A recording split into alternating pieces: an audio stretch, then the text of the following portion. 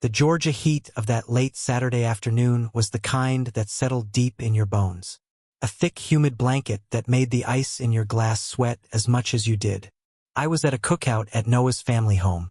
A familiar scene I've been a part of for years. Laughter from his aunts and uncles mixed with the sizzle of burgers on the grill and the distant drone of cicadas humming their summer song. I was leaning against the deck railing, nursing a cold beer, just watching the comfortable chaos unfold. Noah was my best friend, the kind of brother you choose for yourself, and his family had always treated me like one of their own. His mother, Lila, was usually the calm center of these gatherings, a graceful whirlwind, making sure everyone had a plate and a drink. I'd never given her much thought beyond her being Noah's mom. She was attractive, sure, with a warmth that seemed to radiate from her, probably in her early 40s, but with a timeless quality that made age seem irrelevant.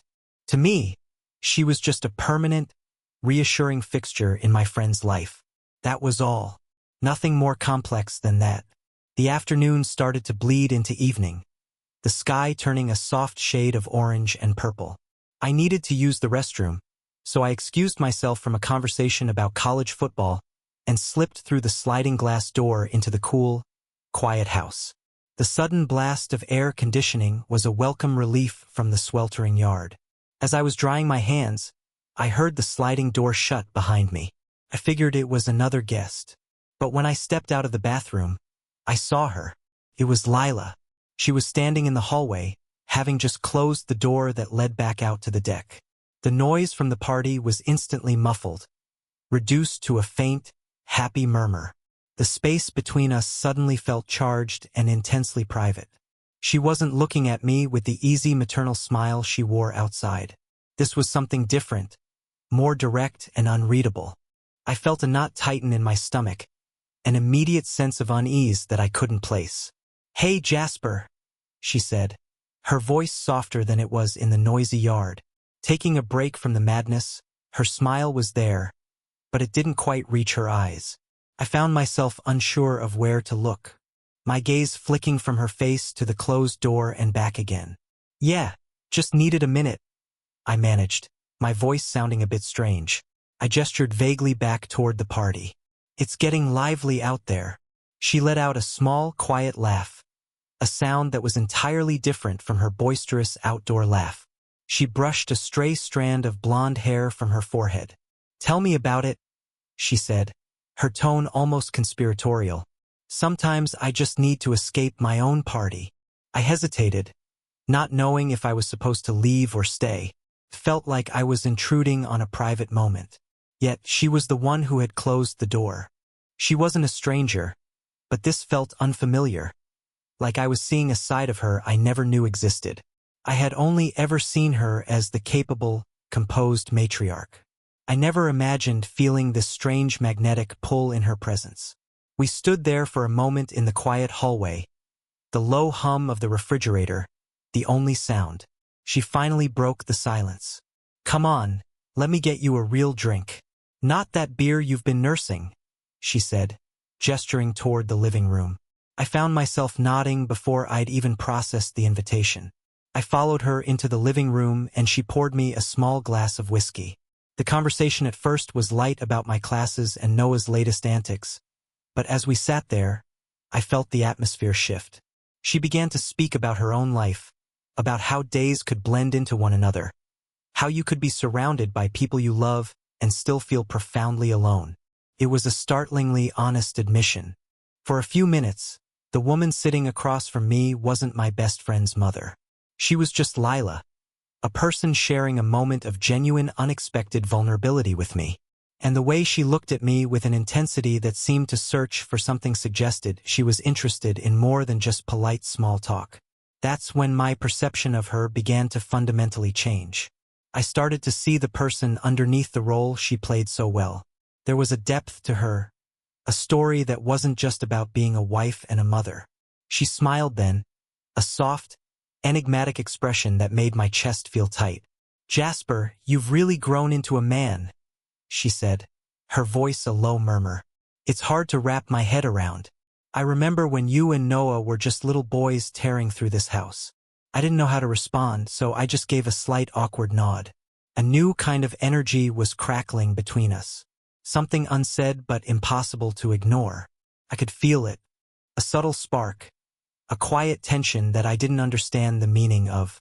All I knew was that I had no desire to go back outside just yet. She stood up and walked toward the kitchen, and I found myself following her as if pulled by an invisible string. As she passed, I caught the faint, pleasant scent of her perfume, something floral and clean.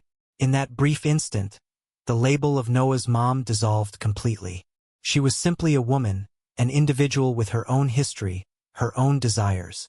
"Thanks for listening," she said, turning to face me by the kitchen counter. "I think I really needed to talk to someone tonight." I offered a small smile, feeling a strange warmth spread through me. "Anytime," I said, and as I finally made my way back to the party, I couldn't shake the feeling that a profound shift had just occurred. Something unspoken had been planted between us, and I had no idea where it would lead. The next time I saw Lila, it was completely by chance. I was at the grocery store a few towns over, trying to pick up a few things for my apartment. When I saw her in the pasta aisle, she was holding 2 different jars of marinara sauce, studying the labels with a small concentrated frown. For some reason, that simple image struck me. How had I never noticed the quiet elegance she possessed? It wasn't just about her looks. It was the deliberate way she moved, the subtle confidence in her posture.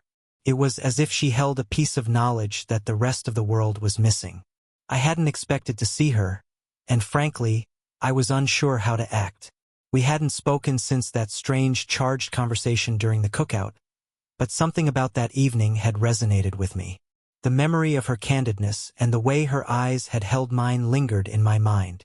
I had tried to dismiss it as a one-off, a weird moment until she looked up from the jars and her eyes met mine.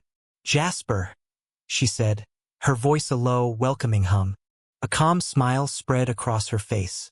It was the kind of voice that had an immediate disarming effect, making you feel completely at ease. I smiled back, trying my best to seem casual. "Hey, Lila. Didn't expect to run into you here." She gestured with one of the jars toward her nearly full cart. "Just grabbing some things for dinner." "You?" It was a simple, mundane question, but it quickly blossomed into a real conversation. We stood there in the aisle talking about recipes, the unpredictable weather, and other trivial things. But underneath the surface of our casual chat, I could feel that same undercurrent, that thrum of something deeper. There was a tension that was both subtle and undeniable. It was in the brief glances, the quiet smiles, and then out of nowhere, she asked, "Are you busy tonight?" She said it so nonchalantly, as if the answer didn't matter, but I could tell she was carefully testing the waters. I wasn't sure how to respond. I shrugged, affecting a laid-back attitude. "Not really, just planning on a quiet night at home." A faint smile touched her lips. "Noah's out with his friends tonight. I was thinking of making lasagna. You should come over. It would be nice to have the company." The invitation caught me completely off guard. My first instinct, the safe and logical one, was to politely decline. After all, besides Noah, what common ground did we really have? But there was something in her tone, a quiet plea beneath the casual offer that made it incredibly difficult to say no. Before my brain could catch up, I heard my own voice replying, "Yeah, sure, I'd like that." And just like that, it was settled. I had no idea what I was walking into. Later that evening, as I drove to her house, a nervous energy buzzed in my chest. It was a familiar route, but tonight it felt different, as if I were about to cross a threshold into uncharted territory. When I arrived, the house felt as warm and welcoming as it always had. The rich aroma of garlic and simmering tomatoes filled the air, wrapping the space in a comforting embrace that felt almost too intimate. Lila was in the kitchen, humming softly to herself as she stirred a pot on the stove. I stood in the doorway for a second just watching her. And in that moment, it hit me. The woman before me didn't feel like the Lila I had known for years. She looked the same, but there was a new openness about her, an unguarded quality I had never seen before. "Go ahead and have a seat," she said, glancing over her shoulder. "Dinner's almost ready." I took a seat at the kitchen island, trying to quell the nervous flutter in my stomach. She moved around the kitchen with an easy grace, a sense of belonging that was absolute. Meanwhile, I sat there trying to make sense of the storm of feelings brewing inside me. It wasn't just her appearance or her relaxed demeanor. It was the way she made me feel seen, as if I were more than just her son's friend. We ate, and the conversation flowed effortlessly. There were no awkward pauses or forced attempts at small talk.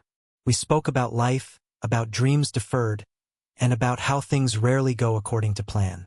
She talked about her younger years, reminiscing about the thrill of spontaneity, the feeling of being excited for what the future held. She confessed that with Noah being older and more independent, her life had settled into a predictable routine. There was a raw edge to her voice when she said it. It felt like she was releasing words that had been held back for years. I just listened. I didn't offer any profound advice or cheap wisdom. I simply nodded and let her speak. And as I sat there, I started to notice the little things. The way her eyes lit up when she spoke about something she was passionate about. The genuine, unforced sound of her laughter. She was no longer just Noah's mom in my mind. She was a complete person. A woman with her own thoughts, her own history, and her own unfulfilled desires. This was delicious, I said as we finished eating, and I started to help clear the plates. She smiled at me, and for a fleeting second, I saw something deeper in her gaze, a flicker of gratitude and something more. "I'm so glad you came," she said. "It's been a long time since I've had a real conversation with someone." I didn't know what to say, so I just nodded slightly, but I knew in that instant that we were both thinking the same thing. A new dynamic had formed between us, one that didn't need to be spoken aloud to be understood. When it was time for me to leave, she gave me a hug at the door. It was simple and warm, meant to be casual. But her hand lingered on my back for a fraction of a second too long. And that small gesture stayed with me. "Take care, Jasper," she whispered, her voice barely audible. My mind was spinning as I walked to my car. The evening had felt so normal on the surface, yet it had unlocked something inside of me that I couldn't name. She hadn't done anything explicitly wrong, but the way she had looked at me, the way she had listened, it made me feel like there was something real growing between us, a connection of a different kind. I had been to Noah's house 1,000 times, but this visit was unlike any other, and I hated how much I found myself replaying it in my mind in the days that followed. I tried to push it away to convince myself that nothing had really happened. A few days later, Noah called and asked if I wanted to grab a drink. I agreed, thinking a night out might help clear my head. But as soon as I walked into the dimly lit bar, I saw her. Lila was sitting at a high-top table with a couple of her friends. She spotted me almost immediately, and a slow smile spread across her face as she gave a small wave. Without thinking, I waved back. Her smile was relaxed, but it held a warmth that hadn't been there before. A silent acknowledgement of our shared evening. That unspoken thing between us made my stomach do a slow, nervous flip. "Jasper," she said as I approached their table. "I didn't expect to see you out tonight." I shrugged, trying to project an air of nonchalance. "Just meeting up with Noah. I didn't realize you'd be here." She let out a light laugh. "Yeah, just catching up with some old friends. It's been a while since I've had a night out." Her eyes held mine for a beat longer than was necessary. And just like that, the tension was back. That subtle hum of electricity that seemed to exist only between us. Always there, just beneath the surface of things. I should have walked away. Should have just said goodnight and found Noah. But I didn't. Instead, I found myself pulling up a chair and sitting down next to her. We talked and laughed, pretending that there was nothing unusual about the situation. Eventually, Noah arrived and joined us, sliding into the booth. The three of us sat there talking about school, reminiscing about old times and laughing at stupid things we did as kids. But even with the lively chatter all around us, my mind kept drifting. And every time Lila glanced in my direction, I felt it. That shift, that unspoken something that her gaze or her laugh would trigger deep inside me. A feeling I didn't fully understand. It felt like we were both guarding a secret that neither of us had the courage to name. At one point, Noah got up to order another round of drinks, leaving just the two of us at the table. I hadn't planned on saying anything, but the words tumbled out before I could stop them. "So, Lila, how have you really been?" She paused, her smile fading slightly. For a moment, I saw something raw and unguarded in her eyes. "I'm okay," she said quietly. "Just feeling a little lonely lately." Her honesty was a gut punch. It was as if she had peeled back another layer, revealing a person I hadn't known was there. Someone far more complex than just Noah's mom. "Yeah," I replied, nodding slowly. "I get that. It's not always easy." She gave a small nod in return, and we sat in silence for a moment. It wasn't an awkward silence. It was comfortable, filled with a shared understanding. I wanted to say more, to offer some kind of comfort, to ease the burden I could see she was carrying, but the words wouldn't come. So, I just looked at her, wondering if she meant it in a general sense, or if she was hinting at something deeper. Noah returned with our drinks, and the moment passed, but something inside me had shifted. That night, my perception of Lila was cemented. She was no longer just a friend's parent. There was a different kind of light around her now, a dangerous and alluring one. Later, when we all decided to head home, I walked Noah to his car, but my thoughts were consumed by that brief, quiet conversation with her. What did she mean by lonely? Was she just bored with her life? Or was she quietly asking for something more? As soon as I got back to my apartment, I collapsed onto my couch and replayed the entire night in my head. That dinner, that confession at the bar, that look in her eyes. It was then that I knew this wasn't just some random series of events. There was something else happening between us, something unspoken and powerful. And whether I wanted to admit it or not, I was being pulled into it. The scariest part, I wasn't sure I wanted to resist anymore. The next few days felt heavy with unspoken thoughts. I couldn't stop thinking about the bar, about the way Lila had opened up to me, her quiet admission of loneliness, the way her gaze had lingered on mine as if searching for an answer. There was a weight in the air between us now, presence I couldn't shake. No matter how hard I tried, I kept telling myself it was nothing, that I was reading too much into a few isolated moments. But I knew that wasn't true. Noah and I had always been inseparable. He was my best friend. But lately, even when we were just hanging out, I found my mind drifting away. Back to her, back to Lila. I hated myself for it.